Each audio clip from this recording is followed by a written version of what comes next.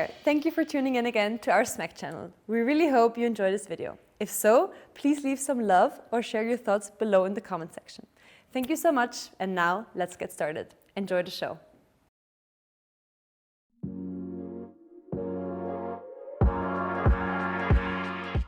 Ladies and gents, it's time for another podcast. Welcome back to SMAC, and this is a special one because it's the first ever SMAC live event.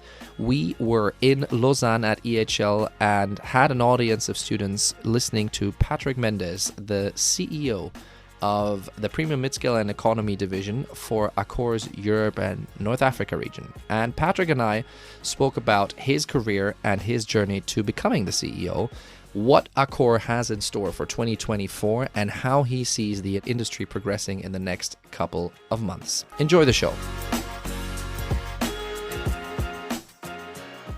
All right, ladies and gents, grab a seat, grab a cold domestic beverage. Grab two. Sir, that looks like an impressive cocktail. Good for you. Well done. Cheers. Yeah, no, absolutely. Cheers. All right. For the important part of the evening, the concept of SMAC has and always been and will always be that you can't do it by yourself. You need somebody that matches the vibe and can bring some fun and some energy to the stage. So we dug deep in the basket and saw who might be up for the challenge. And we found somebody who had a free Monday, sort of free Monday night. Here in Lausanne. Can you please give a massive round of applause for Mr. Patrick Mendes?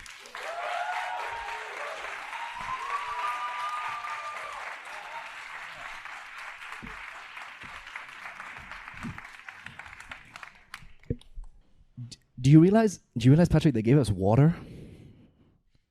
Yeah. Are you sure? Yeah, I think so. Would you, glass of red wine? Yes. Yes. Let's start. Can we have a glass of red wine and a glass of white wine, Jose? You are the man. Thank you so much. What red wine is it? Sorry. I don't know. What red wine is it, Jose?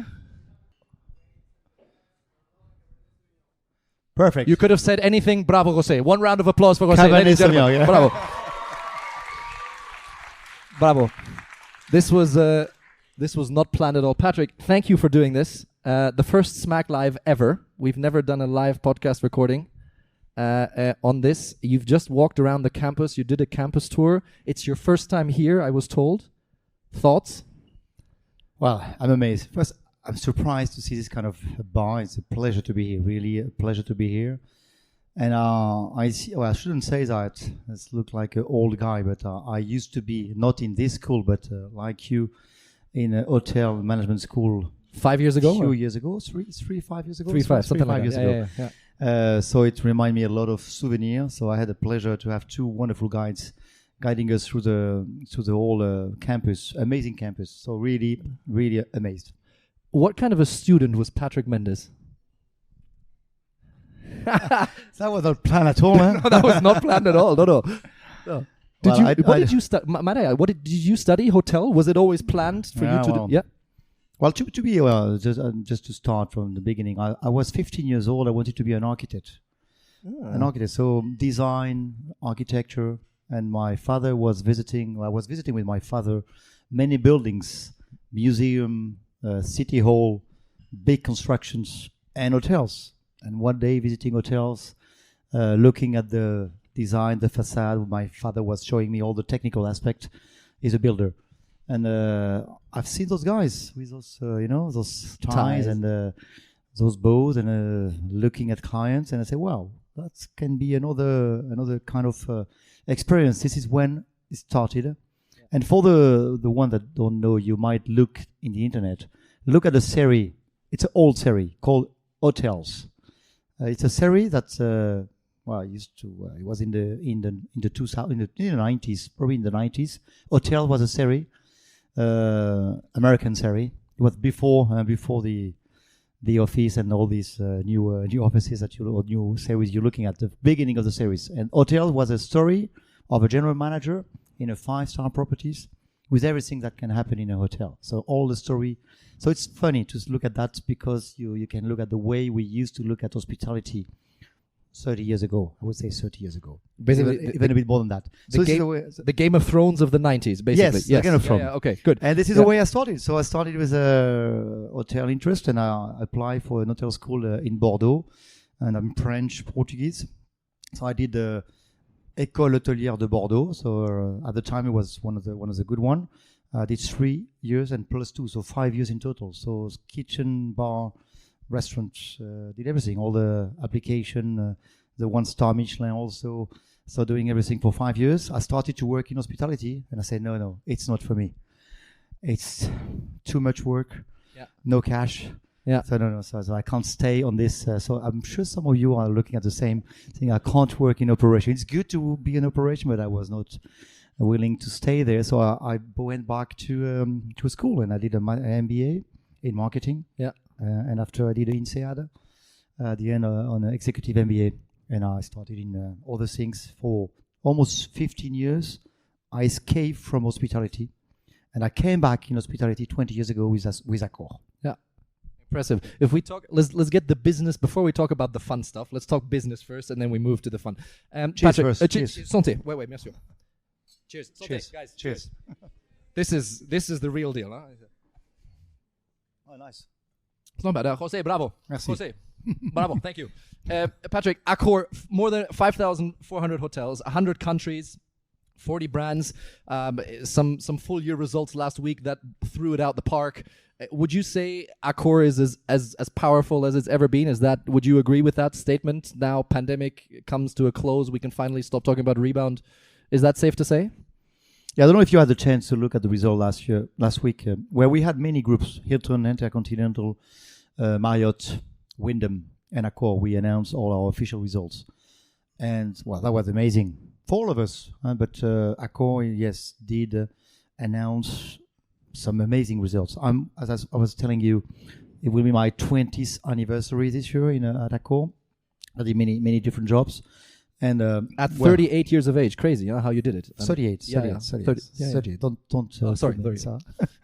Yeah, I'm a bit older than that, but no. But really, 20 years at ACCOR, I've seen many stories, and we will discuss about the stories and about this change of organization and about the way hospitality business is evolving and the way we are looking at this evolution. But I can tell you, last year was amazing. We crossed a line, the billion euro EBITDA line. We never did it before, so it was a record year for ACCOR. So we did 5 billion revenue, 1 billion EBITDA, 23% growth in RevPAR. So amazing results, and not only in financial results, also in quality, in development. We opened roughly 300 properties, so it's almost one every working day. Not in hospitality because we work every day, but one every working day as a normal staff. So no, it was amazing results, and the share went up roughly 10% last week, 650 on the one day, and 10% on the whole week. So great momentum for the group in February. Yeah, you just said it. You've been with the group 20 years. You've seen some recent ups. There's been some not so fun moments along the way. Pandemic, business was difficult, and so on and so forth. You just did something recently at ACCOR, which also brought you into the position that you are now in with ENA PME, Europe, North Africa, and the premium mid-scale economy division. Would you mind explaining to the students here tonight just a little bit about that split of division, because it's fairly unique the way you did it. It's not new that there's different segments, that's been around for ages, right? But the way you did it, that there's two divisions now with two different leaders as well, and one division, which is premium mid-scale economy, you've split by regions, whereas the other one, the luxury and lifestyle, you've split by brands, and they have brand CEOs. Can you explain? You did it. No, but okay, but I have no explanation for it. I mean, I'm just No, but it's true. It's a big move. Of course, like all the big groups, and I'm talking about the big, let's say the big five, that you all know, the big hospitality groups. We are doing many movement in our organization depending on what's happening in history. But I can tell you in 2 minutes what happened. First, in the last 10 years, under the leadership of Sébastien Bazin, that you probably met because he was here last year, we acquire more than 40 brands in 10 years. So we moved from 13 to 14 brands 10 years ago to 54 brands today.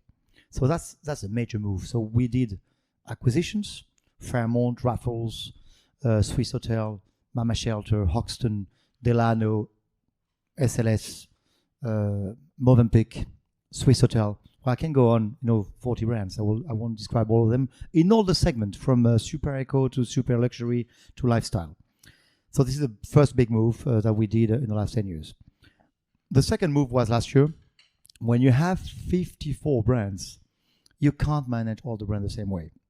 I used to be the group CCO, so the Chief Commercial Officer, until last year, in charge of marketing, sales, distribution, and digital for the group.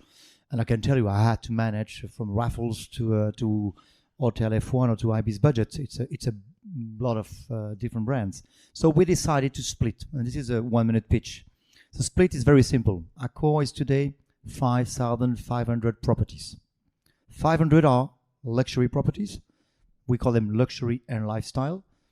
And 5,000 are the premium, Midscale and Eco. On the 500 luxury lifestyle, we organize by brand, as you were just saying. Sofitel and M Gallery, Raffles, Fairmont, and all the Ennismore properties. Ennismore is all the lifestyle division. We have more than 15 brands in lifestyle. So some I've just listed: Hoxton, Mama Shelter, Delano, 25 Hours. These are some brands. So these brands are organized globally. So one CEO for the 120 Sofitel and 120 M Gallery, one CEO for the Fairmont, etc., etc. You got it. It's 25% of the whole group. The other 75%, which represent the premium Midscale Eco, which is Swiss Hotel, Movenpick, Pullman, Mercure, Novotel, Adagio, Ibis Budget, Hotel F1, Grit, Tribe, which is our new brand, Handwritten, another new brand. So all these brands, which represent 75% of the business, are split in 3 big regions. One is Americas, with 500 properties. One is Europe, North Africa, which I have the pleasure to lead, which is 3,000 properties. So it's a big one. And the other one is Middle East, Asia Pacific, with a HQ based in Dubai, with roughly 800 properties. So, and this is multi-brand geographical organization. So this is the way we organize ourselves. And for a year now, we've put in place this organization. It's I don't know if I can say that, but it's a killer. We could see that on the result because the teams are focused on as a luxury lifestyle, as a premium Midscale and Eco. Would you say that maybe sometimes the effect and the especially the effect of maybe Midscale and Eco is underrated in hospitality and also perhaps in the public eye, because the reality is that the probably some of the cash cows, if you want to call it that, whatever we want to name them, some of the more profitable brands, if we look at it, are more likely to be in the midscale, potentially premium midscale and economy sector, as opposed to luxury lifestyle. Would you say it's underrated, or does it sometimes maybe not get enough credit for how much it contributes? And we just need to look at last week at the full year results, which clearly show that. Yeah, it's a good one. If I ask to all of you here, I don't know, we have 80, 100 people, who would like to work for premium Midscale Eco versus who would like the luxury lifestyle? I know the answer. Most of you, you have one hand, but most of you will work for luxury lifestyle. I'm coming from luxury. I used to work for Lucien Barrière. I used to work for Intercontinental on the luxury side. I'm more coming from luxury. And when Sébastien called me and said, well, we have different positions, myself and my counterpart, which is a great guy that you might invite one day here, Duncan O'Rourke, is the CEO for Middle East Asia Pacific. We both decided, both coming from luxury, we both decided to go on the premium Midscale and Eco. So yes, the short answer, it is underrated. I can tell you, since I'm in charge, it's funny to see all the Ibis team, the Mercure team, the Pullman team, the energy they have, the freedom they have, the innovation they can put in the brands. I'm amazed. So it's, yes, underrated, and it's also underrated in terms of financial performance. Because when you have a COVID crisis, when you have a big or a good momentum or a bad momentum, you have flexibility in terms of revenue management, in terms of branding, in terms of standards. So it's a segment interesting to work with. Yeah. 20 years at ACCOR, you must have one or two stories where you think back and you think, what the F happened? There must be. Can you share one story, one moment, something that has particularly stayed with you from 20 years at ACCOR? Go back even further for all I care. From in hospitality, something that really stuck with you, an experience you remember, somebody you met along the way? Any peachy story for the gang here? We're amongst ourselves. There's nobody here. I mean, I have many, of course, but I will tell you. I did 3 periods at ACCOR. My first one was 7 years in charge of what we call international sales. So I was based on the HQ in Paris, and I was heading all the international accounts, corporate accounts, business travel. Very interesting, traveling a lot, managing all the sales executives, and starting with Booking, Expedia, GDS, all this stuff that you have to know. And if you don't know, you need to know that, because it's fundamental. Even if you were to work in real estate tomorrow or on profitability on hospitality, you need to understand what is revenue management, sales, distribution, etc. So I started like that, and after I moved 10 years in Latin America. I was based in Sao Paulo for 9 years as a CEO at the beginning, and as a CEO after 3-4 years. And after I moved back to Paris 3 years ago, as I was telling you, as a global CCO. So I have a lot of story in Latin America. So I don't know if you have. Do we have some Latin American here? Colombia? Bravo. Where are you from? São Paulo? Brasileira? Ah, parabéns. Eu sou meio brasileiro, por isso que... Where are you from? All right, that was the English part, ladies and gentlemen. Have a good evening. See you all next time. Thank you. Now, so where are you from? São Paulo. So Rio. Okay. Any other Latin America? Colombia, Cartagena, Cali. Perfect. Very nice city also. Well, so of course I have lots of stories. I want to be careful. Yeah, I was going to say, there's people here that yeah. Careful. But no, well, when you work in Latin America, it's of course so different from what you're doing in Europe. So one of the story I can tell you was development. We were trying to develop some good portfolio, and when you are there, you have a lot of discrepancy between the rich and the poor. And I was with this guy. Wanted to develop some hotels in the Mato Grosso, so in the center of the States, or in the center of Brazil. And he came with, very like a countryman, a very normal guy. Yeah. And I told him, so what do you want to do? So he wanted to do 10 hotels. And I said, but we can visit the land. So, okay, so we're going to visit the land. And in fact, we took a plane.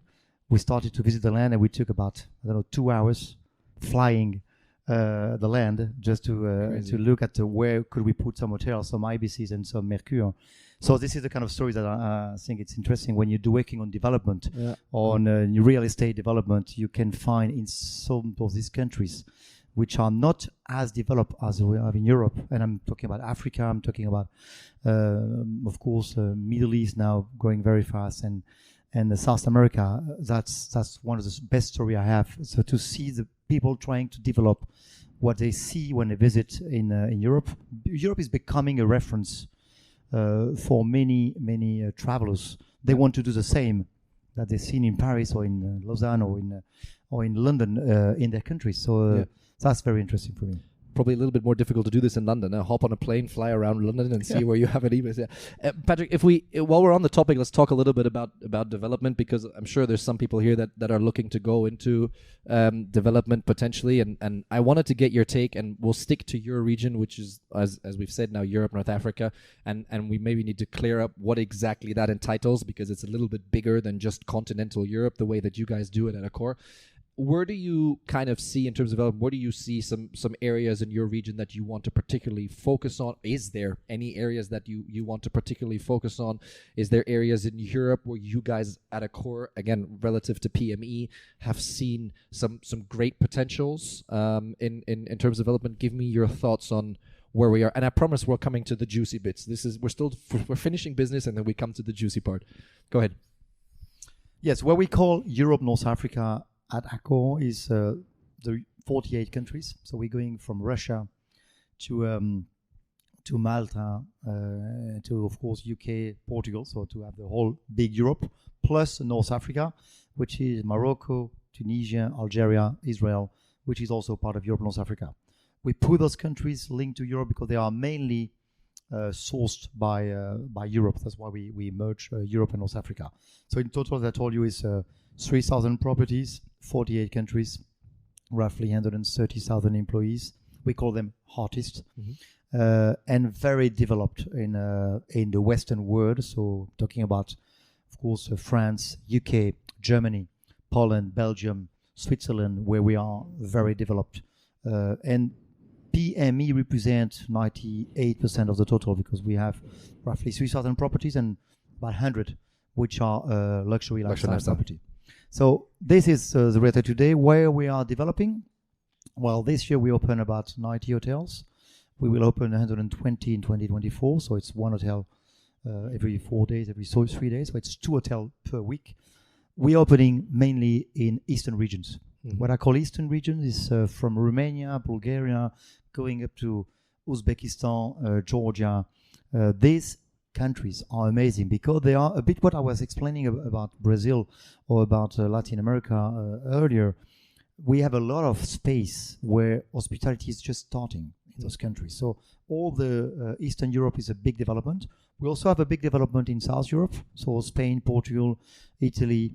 It's still a market very independent driven. You don't have a lot of chain. If you take Italy, almost 90% of the hotels are independent hotels, the mom and pop hotels. So when you're bringing a Sofitel or Fairmont or a Mama Shot or a Pullman or a Novotel, you're bringing a loyalty program, you're bringing a distribution platform. So you're bringing something that can add value. So this is where we are developing, either through conversion or through a new build in the East region, knowing that new build in the Western world is quite complex due to the rate, the interest rate, and the development is slowed down in terms of new build in the Western world. Yeah. Patrick, I'm going to share a personal story here because you and I have the pleasure to work together from time to time on videos and stuff like this. And I remember once that you told me a story, and I would like you to repeat it if that's okay for the students tonight, that you did a trip not too long ago. I think it was maybe the second part of last year to Eastern Europe. I think you visited Uzbekistan or Kyrgyzstan? Kazakhstan, and Georgia. And I remember that I spoke to a colleague of yours, Anne, who is watching very closely what we do here tonight, that we don't do anything stupid. And she came back to me and said that you were particularly impressed with what you saw in that trip. Not, yes, because of the development possibilities, but also because of the way you experienced it there. I think it was your first time in the country as well. Can you walk me through what it is as a CEO, French publicly listed company, you come into a country like that, which is, let's be honest, not as developed as some of the Western European countries. What do you experience there? You come off the plane and you don't see a flashy London Heathrow or a fancy Charles de Gaulle or not so fancy BER Berlin airport. What is that like for you to visit places that are probably 90% of the people in Europe have never even been to, nor would they be able to point it out on a map? Yeah, it's always the case when you go in new countries or in new development. All of us, all the operators, all the funds, we are all working in the same countries. So Switzerland, Germany, UK, France, etc. Some of us are daring to go a bit further, but it's a big decision because you need to bring support, you need to bring languages, websites, capabilities to support the hotels. So when you decided to go to Uzbekistan or to Georgia or I'm going to Albania in 2 weeks' time.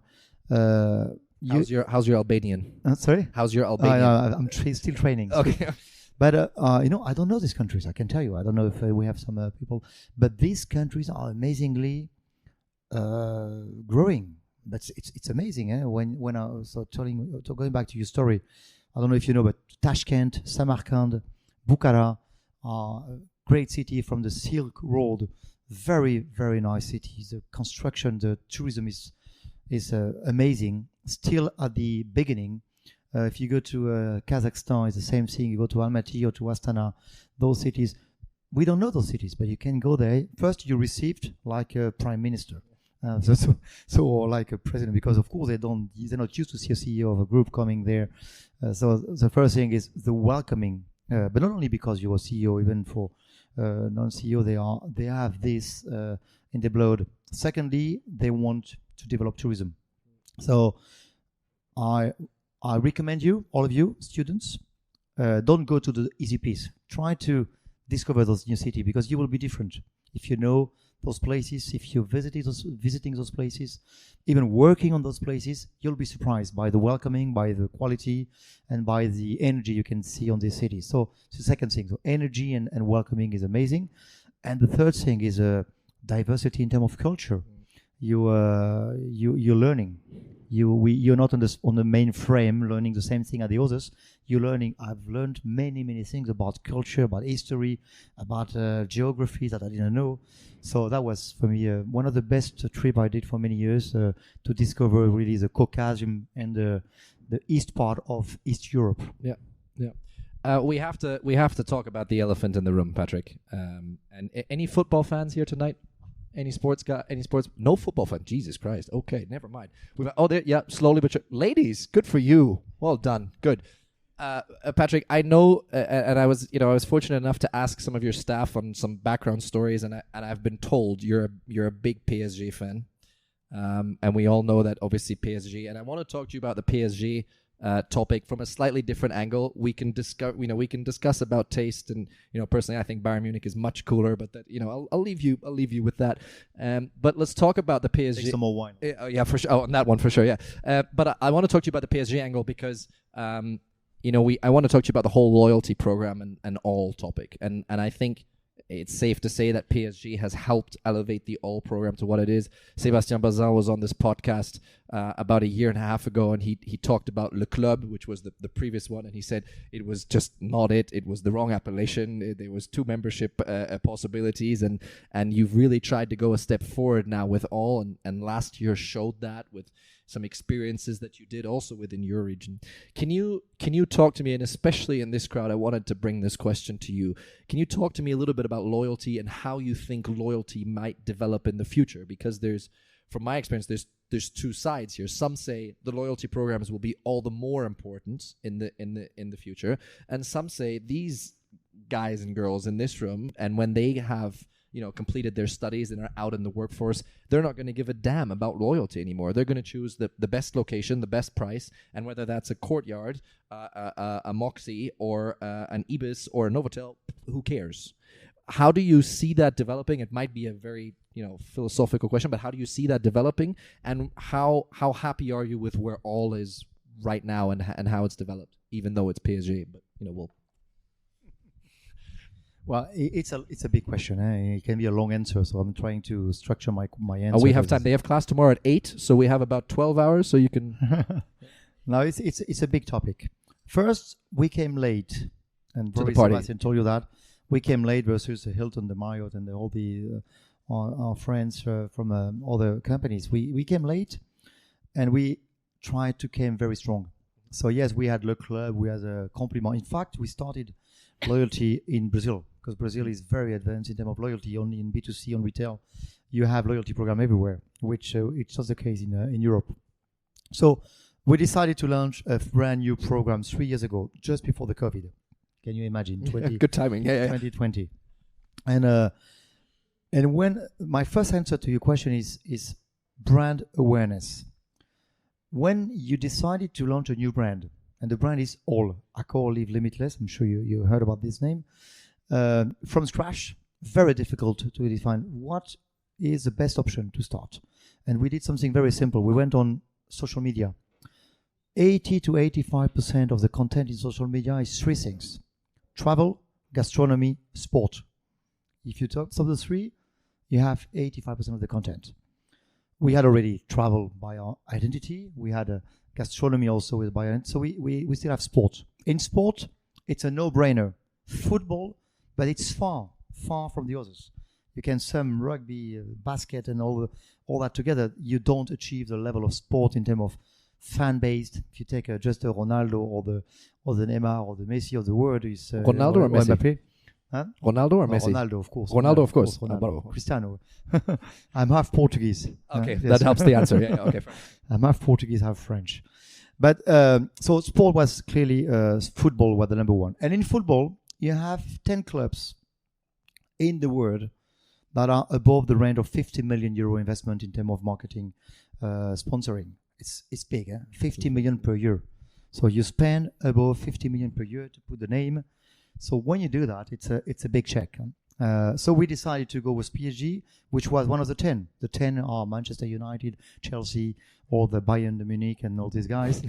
Don't forget. Thank you for mentioning. Yeah. Honorable mention. Yeah. So this is the way. And well, for us, it was a really, really good move, because in 18 months, we achieved the same brand awareness or brand love index with all in 18 months versus 8-9 years with Le Club. So you really move the needle when you invest in marketing and in communication. So that was the first part of answer my question. If you want to do a loyalty program and you want to be, you need to invest cash. And when you're saying 50 per year plus 3 years, so it's more than 150 million investment that you're doing to position yourself as a brand. So now, what is the result now? We have roughly 35% of our guests that are coming with a loyalty card. Through the card. Yeah. So in, let's say, 3-4 years, 35% of our guests coming with a loyalty card. So it's huge. It's huge, but it's not enough. Some of our competitors are above 50% already because they are here for 20 years. So I'm a strong believer that loyalty helps to bring volume, to bring good volume, and to bring repetitiveness or repetitiveness in the business.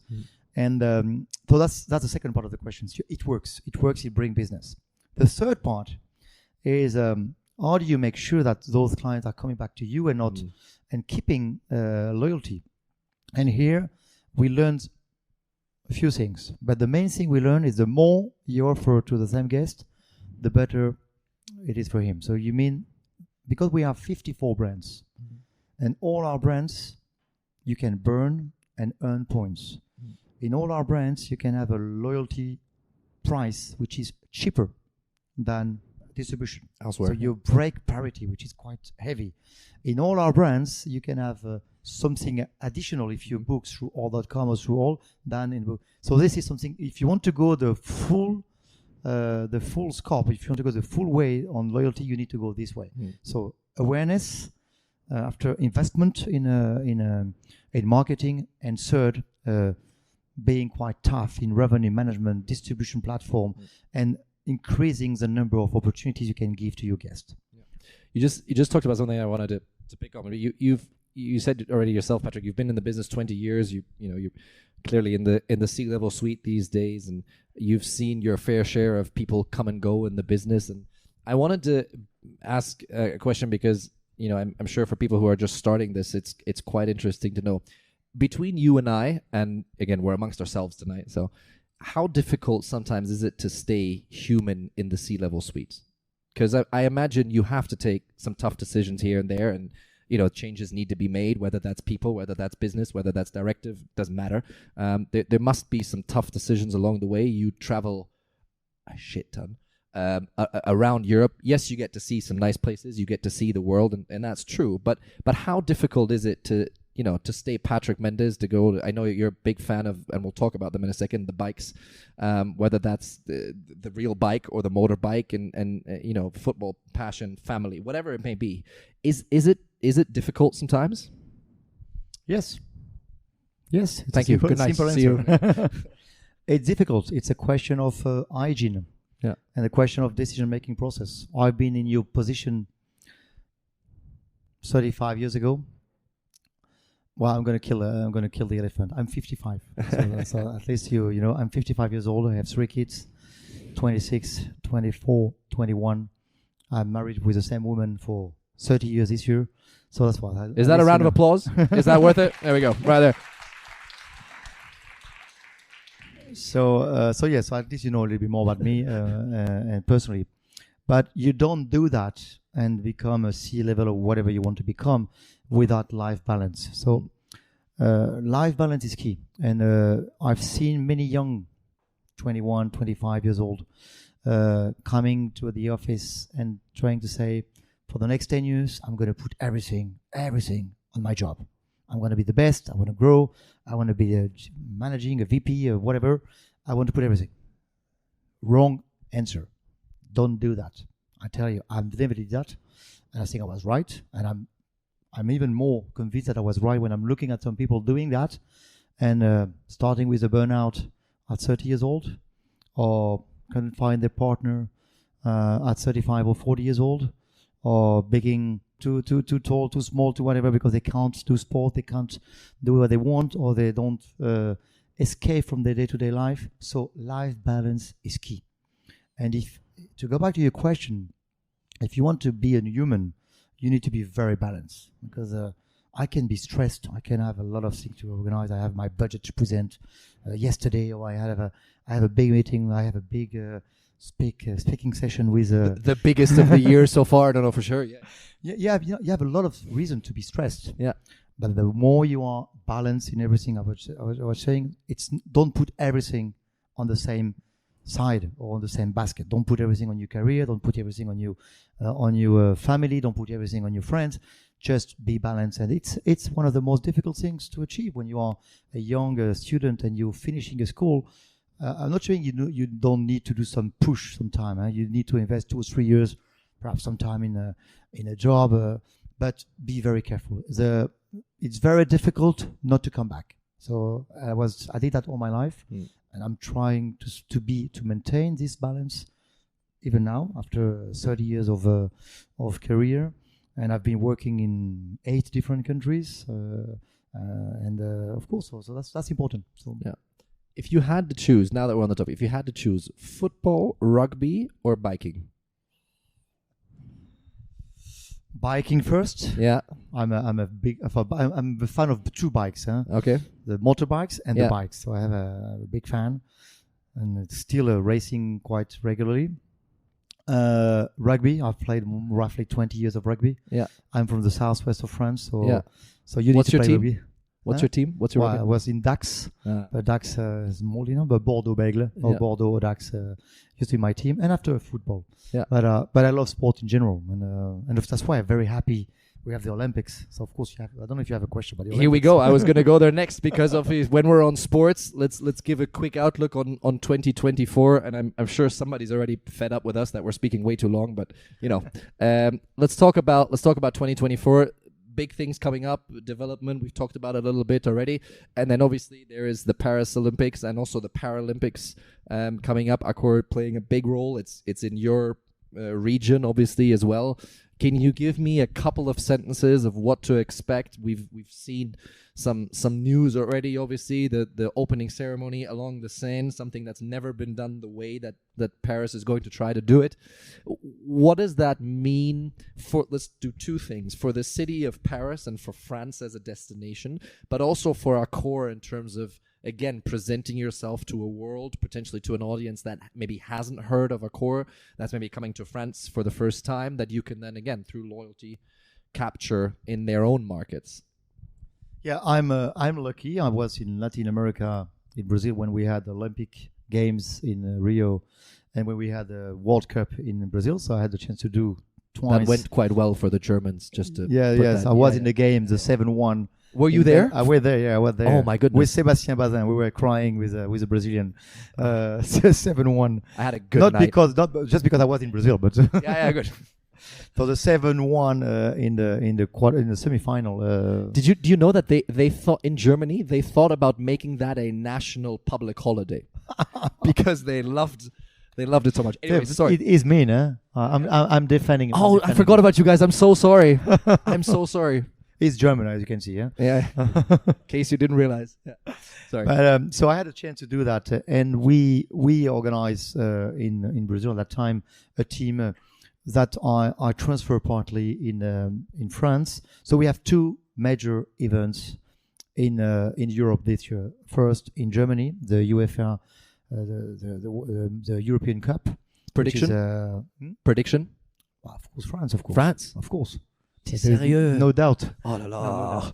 Okay. I can beat. We can put it on the record. Yeah. So this is a big one also for Germany, and the Olympics. And the Olympics, it's a big event.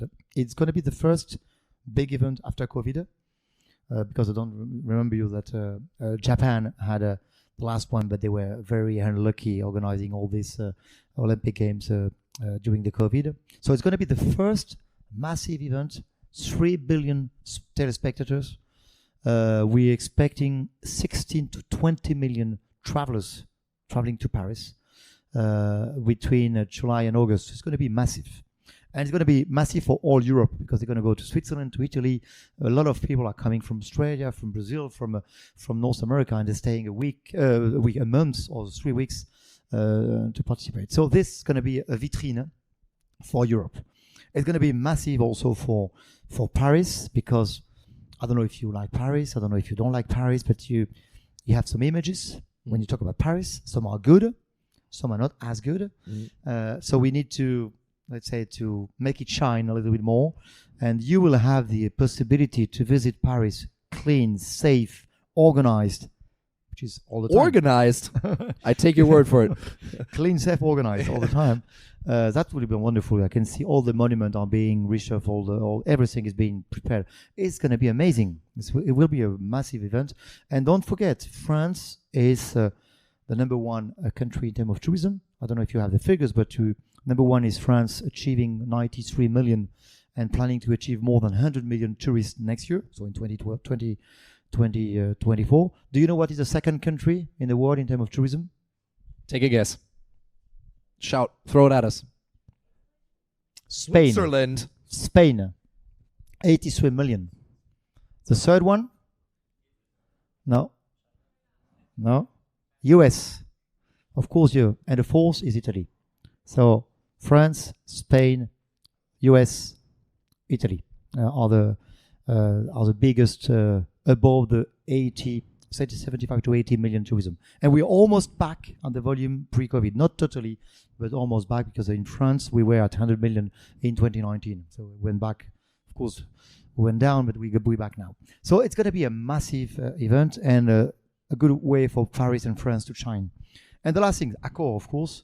We are an official partner. We are the only player, only hospitality player, premium sponsor, which means that we will be very visible, but we will also manage the villages, the Haslet village and the media village. We're talking about 15,000 rooms being built on purpose. They're going to be resold after to some, you can buy an apartment with 2 bedrooms after the Olympics. Some are already sold. But we will operate those hotels for 6 months. It's starting on the 1st of April. We started to operate. So I'm recruiting 1,000 people to be part of the Olympic, to operate check-in, check-out, breakfast, giving some information to all the athletes and the media. So it's a big, big operation for us. Yeah. If we, and just like that, Patrick, 45 minutes have passed, and I'm sure, again, somebody's probably upset with us that we're running over, but that's okay. Are we late? Are we late already? As usual. As okay, usual. so Okay. that's fine.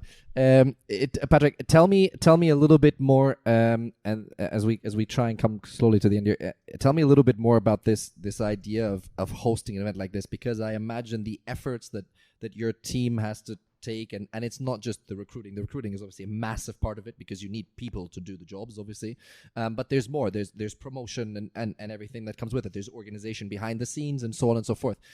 Can you explain to me a little bit what the aftermath for ACCOR, or what you're hoping to achieve for the aftermath for ACCOR? Yes, there's a business side during the event, but I imagine you're hoping for an effect after the event as well. Well, it's a big investment, and when you are investing in sponsoring, in general, I don't know if you're familiar with sponsoring, but ACCOR is a big sponsor major sport events and many events in general. We are sponsoring Roland Garros, we sponsor the Festival Montreux. You can see here we have the ACCOR Arena, we have the ACCOR Stadium in Australia, we have of course the Olympics now, and the PSG. So these are some of the assets, but we've seen that investing in marketing need to be a mix between display or marketing display, the marketing search and SEO and SEM, so everything linked to Google marketing, and sponsoring. So we're investing quite a lot in sponsoring. When you do invest in sponsoring, it's a massive massive organization. So to be very specific on the Olympics, I have a big team. We have a leader, a project only for this team, and I have some team dedicated only for the Olympics. We need to operate hotels, as I was telling you. We operate the 14,000 rooms. We need to operate the promotion. We are on the Club France. Club France is a kind of space like that, 3 times bigger, where you have all the lounge and all the athlete and all the VIP coming there. We have all the F&B outlets, all the security aspect, the safety aspect of the food. all the promotion in hotels. We have 360 hotels in Paris and more than 2,000 hotels in France, where we are actively promoting being a sponsor. ACCOR is a sponsor of the Olympic Games. So just to give you some note, but you in marketing, in sales, in F&B, in operation, in development, but it's not only for the event.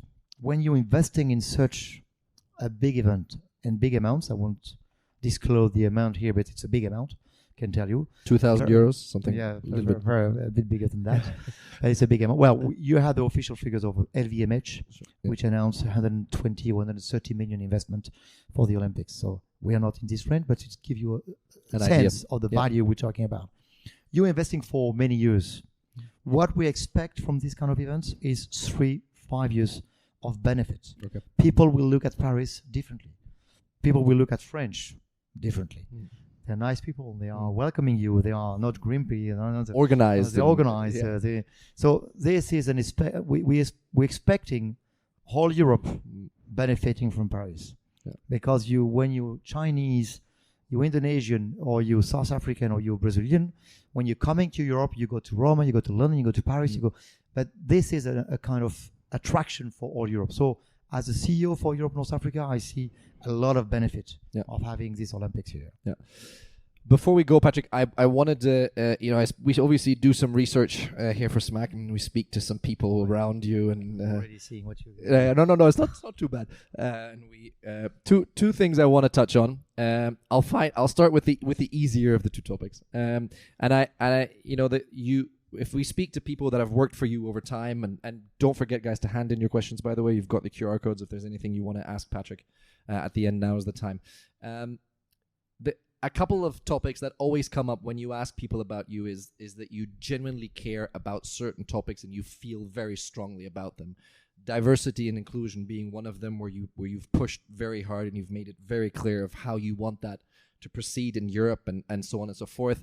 And it's obviously, it's become, sometimes I feel it's become even a little bit of a trend to say we care about diversity and inclusion, but you've really gone out of your way to try and show some actions with that.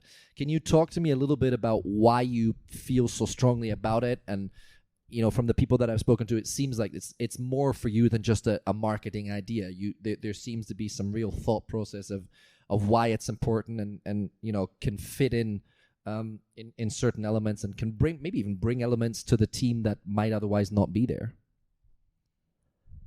Well, you can't be fake when you're talking about diversity or even ESG or inclusion. You can't be fake. And I've seen so many fake people. You need to write it on the slide because it's à la mode. It's you need to put it. But I'm a really. You hate that, huh? I hate that. Yeah. I hate that. I've saying the word because you need to say it, but you don't mean or you don't know what you're talking about. It's. I had the privilege to live in many countries. And I've seen no inclusion, no diversity very deeply in many countries. And as an example, I'm speaking again about Brazil. Sorry about Brazilian, but I was CEO at the time of Bolsonaro. I don't want to enter in politics here, but I'm just telling you, Bolsonaro was known as someone complex on diversity. And as a CEO, I was very visible because ACCOR is one of the first private company in Brazil. I had to say publicly that I was pro-diversity. I was an ambassador of the LGBT plus community. So I was trying to defend some very difficult lack of actions, concrete action, or even sometimes they were against the LGBT community. So you need to leave it. You need to show. So I was really deeply involved, personally playing with them, participating to some forum, showcasing what a CEO has to do, recruiting some people that had a lot of difficulty. So you need to walk the talk, otherwise it's too easy. So so diversity for me, and I'm talking here about LGBT community, but the first question I asked to Eva earlier that did a good visit was, how did you give access to disabled people here in this forum or in this on this school? Do you have wheelchair facilities? this is another topic in diversity. You need to walk the talk. You need to be able to receive guests, really. So no, it's deep on me. I have a lot of friends with some difficulty from some disability. Yep. One of my best friend, one of my good friend is Michael Jeremias. Is one of our ambassadors. Is a guy that had just spending 1 minute on this one. He had an accident. He was 18 or 20 or 19 years old. Ski accident. He became a paraplegic. Yep. And now he's in 4 years he's changed sport. He became a tennis player and he became world champion for 4 years and Olympic champion for 4 years in wheelchair tennis. So, and he became now ambassador of ACCOR. So we contract him as an ambassador working for us, trying to explain what is being disabled. And I did with him some interesting journey, taking his wheelchair and trying to enter a room, even at ACCOR, which is supposedly an operator playing the game, and we are doing everything we can do, even though it was very difficult to open a door or to really make it real for disabled people. So the short answer, I'm very concerned about this topic, and you should all be concerned. But when you mean you're concerned, when you want to embrace, you need to be really genuine. You need to go deep. You need to understand. You need to talk to them. You need to practice what they are living on the day to day. Yeah.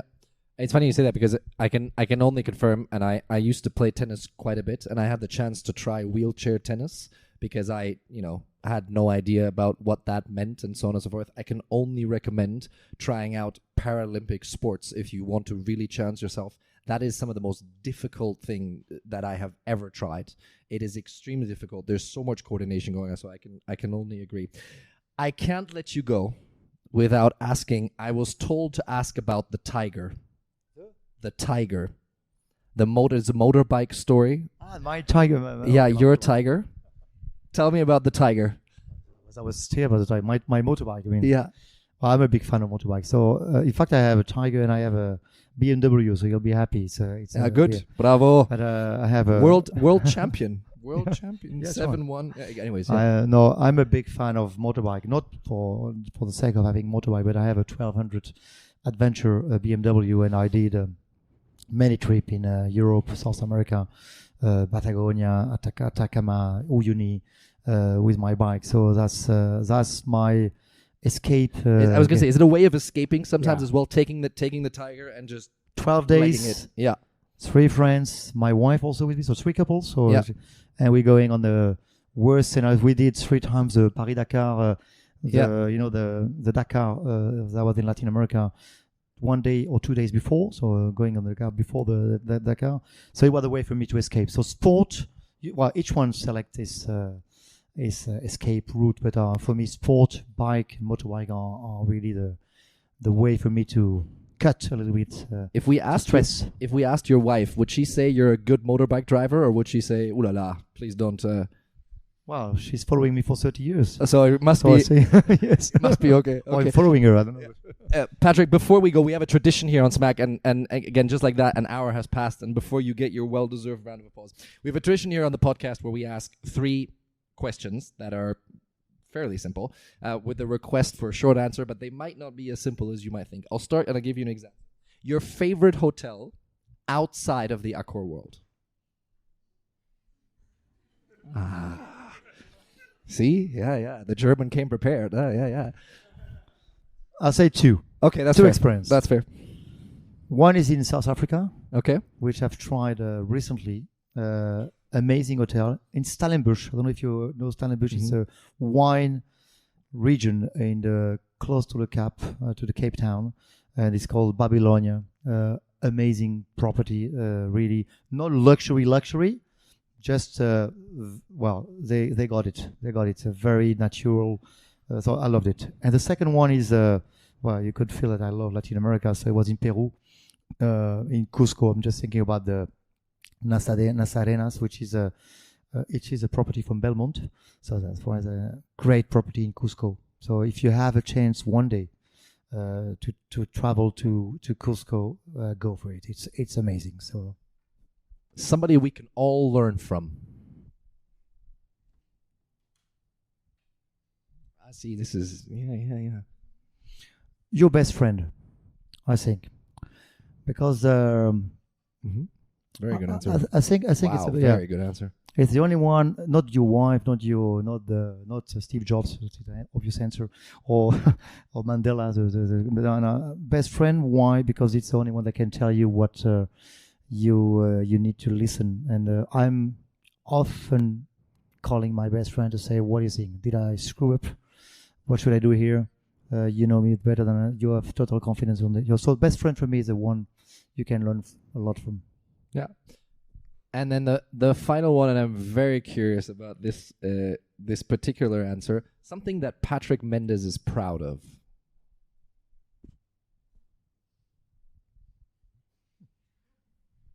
It's a difficult one. I'm here for the difficult. Yeah. I mean, I will say, well, two things. Let's link.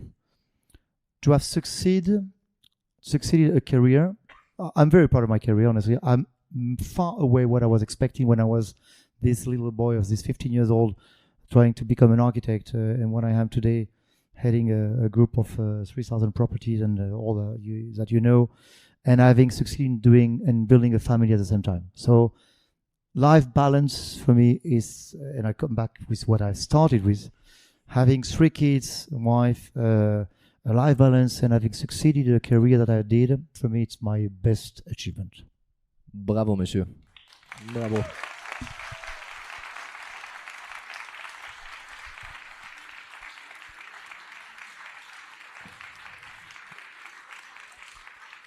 I have nothing to add. Thank you so much for 2 things, for coming to Lausanne. I know that you have an incredibly tight schedule. Just so I've said it, what time is your flight tomorrow morning? 6 a.m. 6 a.m. Bravo. So thank you for coming tonight, for making the trip, Patrick. It's been very fun. Thank you so much.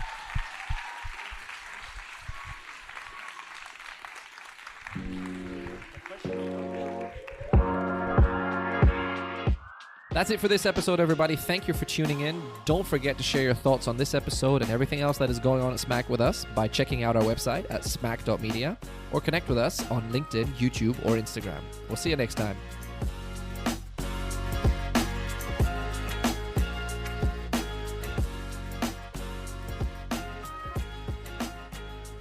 It's me again. We hope you enjoyed the video, and there's more from where that came from. Check out our other content over here.